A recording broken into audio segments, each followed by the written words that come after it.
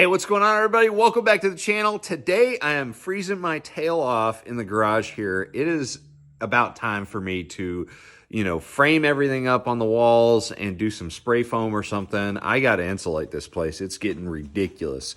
It's not fun to, really the only time it's fun to work in my shop is in April and May and October sometimes. Other than that, it's either too hot or too cold, so we've got to do something about it.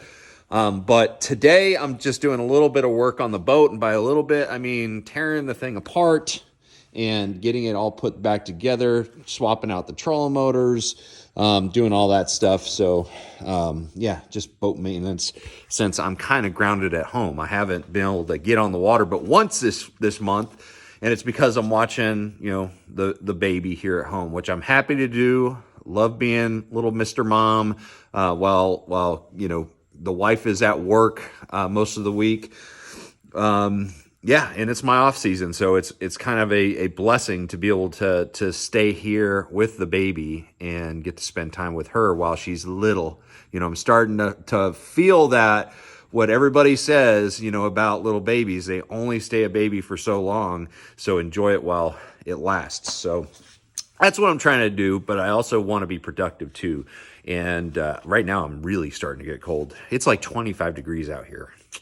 That's why I need, and there's like no insulation. This is like not even an 1/8 inch thick or something like that. That's more for just the condensation control than it is for insulation. So anyways, in fact, kind of a funny story. The last year when we had a major cold front where it was like down in the single digits for a while, I put a heater, space heater pointed at my pipes coming out of the foundation.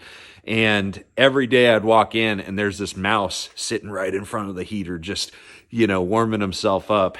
So not that I'm welcoming mice into the shop, but thought that was kind of funny.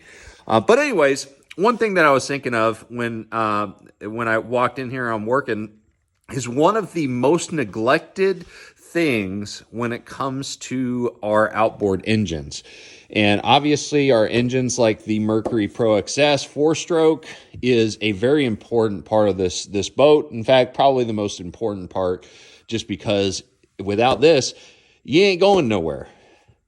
Well, obviously you got the trolling motor on the front, and so you can putt around the ramp or something like that. But if you need to go anywhere worth going, you got to have a Mercury, engine for that. So, the prop is definitely the most neglected part of this boat or this engine. I really don't understand that. A lot of people, they put the prop on, or their dealer puts the prop on, and they just don't pay attention to it beyond that.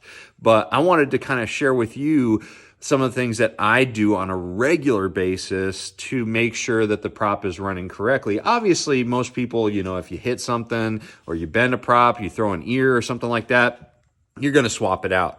But you should be taking off your prop weekly as you're using these engines.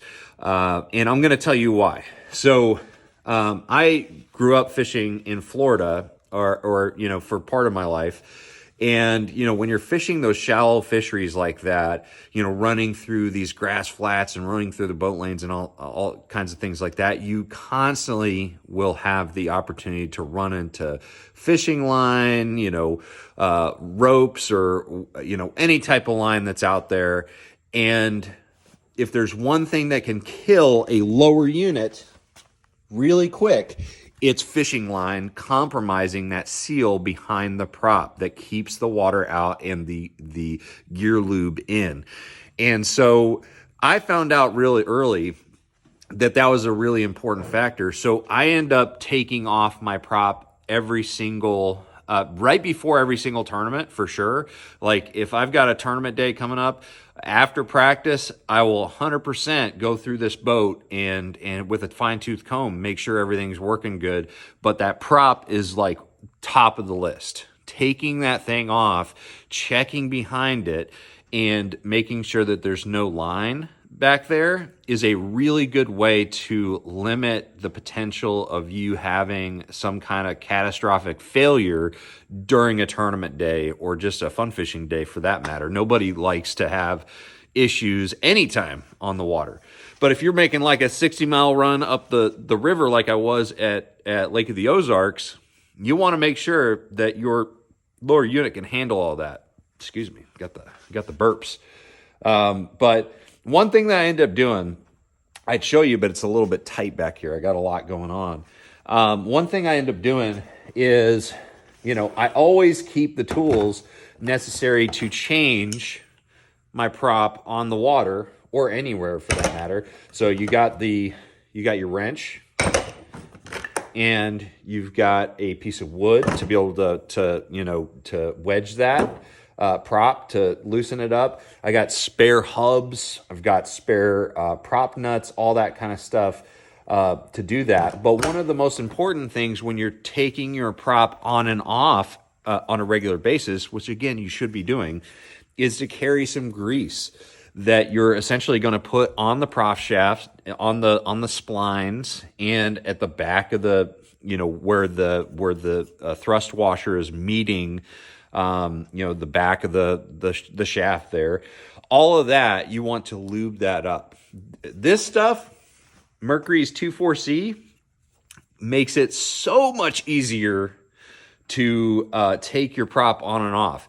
Like, I've seen so many guys that they never take their prop off. They've never lubed up their prop shaft. And they have to get the mallet out to get that thing off, because, the washer will end up seizing over time. If you don't end up taking this off on a regular basis and have it lubed, the washer is going to seize, and it's just going to be so much harder. And guess what? You're really going to regret that when you're on the water trying to change this thing, and you got to, find something else in the boat, because you probably don't have a mallet in the boat. You got to find something else to hit it with to get it loose. So make sure that you carry something like 24C grease, which is what Mercury recommends for this type of thing. And while you're at it, go ahead and put it also, on the tips of these rams here. And that's just good, overall maintenance items. But yeah, that is one of the biggest keys, and one of the biggest things that I see people neglect that is so easy to do. Taking your prop off is not something you should be scared of. There's really not a ton of moving parts in there. You just take off the prop nut, and then keep the washers, whatever assembly that you have as far as washers go, take them off and make sure that they stay in the same orientation, in the same order. Like for instance, on the Mercury, I think I've got 3 washers. I think there's 3. Let me see. Take it off all the time. Yeah, it's like you got like 3 washers on the back closest to the prop nut, and then you've got essentially the hub is kind of all in one, so you don't have an additional thrust washer. The hub is actually a thrust washer kind of built in, but everybody's assembly, like hub assembly, is going to be different. And so, I've had a lot of different engines over the years, and they're all a little bit different. So anyways, when you're taking it apart, just take note and lay them down, on a clean surface. You don't want to get a bunch of dirt or grime on it, but just lay them down in the order that they came off so you can put them back on the same exact way. But make sure you do this. It's something that's super easy and can really, reduce the amount of chances for your lower unit to go out on you because of fishing line and things like that. Another thing that I need to mention, just because we need to mention this, is the fact that you need to make sure that you tighten it to the specified torque for your engine. So you can find that in the engine manual, but that's very important. That's a little disclaimer.